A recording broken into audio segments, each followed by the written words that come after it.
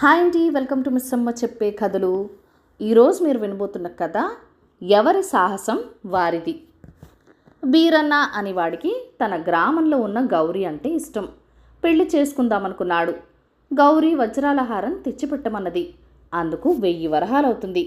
అంత పెద్ద మొత్తం బీరన్న వద్ద లేదు. బీరన్నకు బాగా డబ్బు సంపాదించే పనులేవి చేతకావు. అందుకని వంట నేర్చుకున్నాడు. అందరిలకు వెళ్ళి కూరలు తరగడం, పప్పు రుబ్బటం లాంటి పనులు చేస్తూ ఉంటాడు. వంటలు కూడా చేస్తుంటాడు. అలా వచ్చిన డబ్బులతో రోజులు గడిచిపోతాయి తప్ప 1000 వరహాలు పోగు చేయటం వాడికి సాధ్యం కాదు. కానీ వాడికి గౌరిని పెళ్లి చేసుకోవాలనుంది. ఇలా ఉండగా ఆ దేశపు రాజుక ప్రకటన వేశాడు. గొప్ప సాహసకార్యం చేసిన వాడికి 10,000 వరహాలు ఇస్తాడట రాజు. బీరన్నకు సాహసకార్యం చేయాలనుంది. కానీ వాడికి కప్ప కలలో కనబడితేనే భయం. అందుకే వాడు వ్యవసాయం కూడా చేయటం లేదు. అలాంటి వాడు సాహస కార్యాలు ఎలా చేస్తాడు?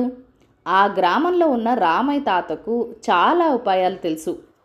బీరన్న రామయ్య తాతను సాహస కార్యాలు చేయగల ఉపాయం చెప్పమన్నాడు. తాత బీరన్నను బాగా ఎరుగును. ఆయన వాడితో, భయం మనిషికి జబ్బు లాంటిది. ధైర్యం ఉంటే పర్వాలేదు.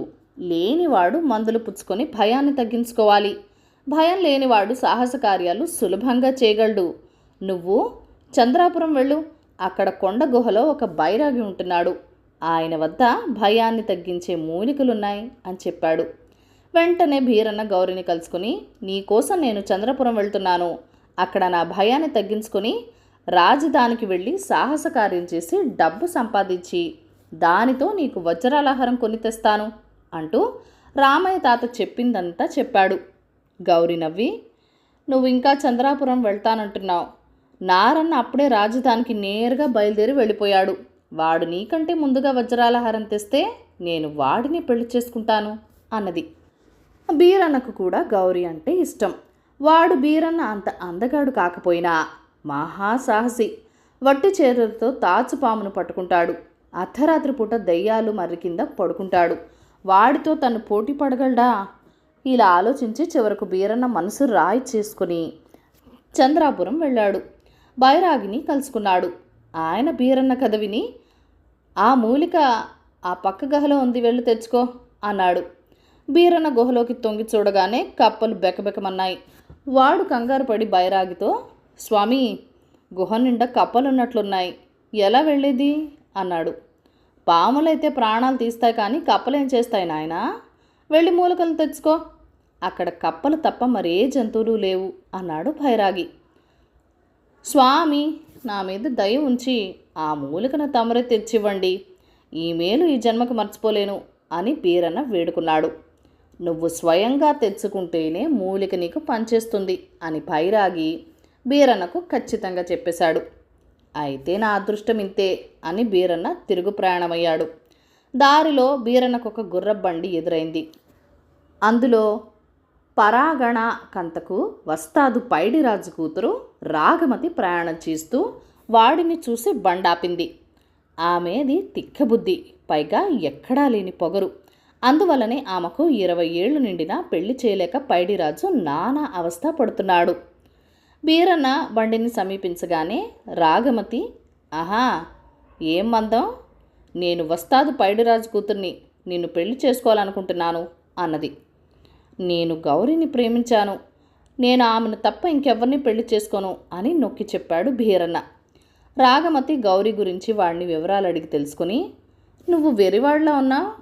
ఆ గౌరీ పూటకు గతిలేంది. నేను వస్తాదు కూతుర్ని, నన్ను కాదని దాన్ని చేసుకుంటావా అన్నది కోపంగా. అవునన్నట్టు తలాడించాడు బీరన్న. అంతలో బండిలోంచి ఒక బొద్దింక ఒకటి వాడి మీదకి దూకింది. బీరన్న హడలిపోయి కెవ్వుమనరిచాడు.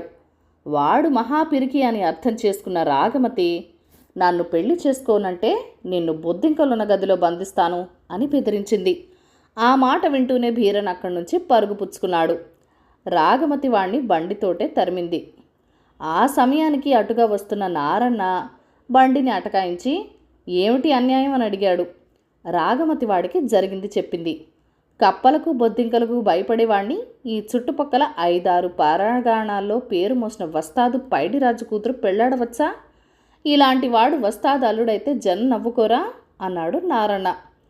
ఆ మాట నిజమే. అయితే నేను సాహసవీరుణ్ణి పెళ్లి చేసుకుంటాను, అందం సంగతి తర్వాత అని రాగమతి బండిని మళ్లించి తన దారిన వెళ్ళిపోయింది. ఆయాసంతో రొప్పుతూ నిలబడ్డ బీరన్న నారన్నకు కృతజ్ఞతలు తెలుపుకొని, నువ్వు అప్పుడే రాజధాని నుంచి తిరిగి వస్తున్నావా? ఏం సాహసకార్యం చేశావు అని అడిగాడు.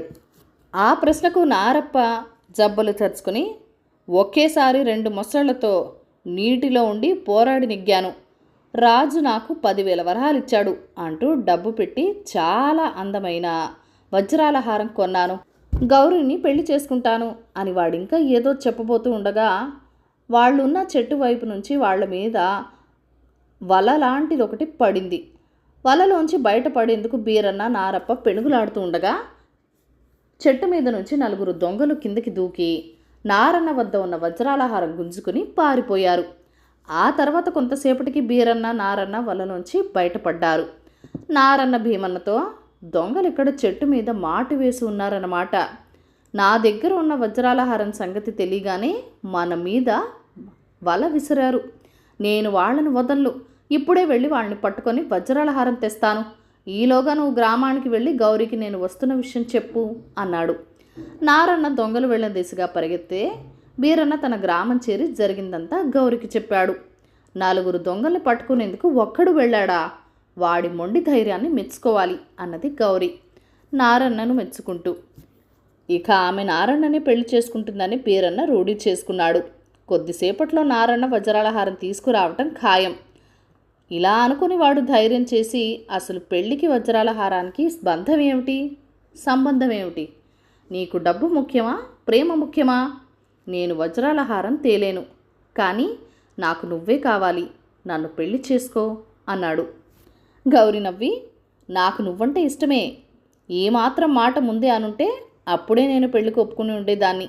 సరేలే, ఇప్పటికైనా ధైర్యం చేశావు కాబట్టి నీతోనే నా పెళ్లి జరుగుతుంది అన్నది. బీరన్న సంతోషానికి పట్టపగ్గాలు లేవు. అంతలో నారన్న అక్కడికి వజ్రాల హారం తీసుకుని వచ్చాడు. నువ్వు ఆలస్యం చేశావు. నువ్వు చేయలేని సాహసం చేసిన బీరన్నను నేను పెళ్లి చేసుకుంటున్నాను అని గౌరి వాడికి చెప్పింది.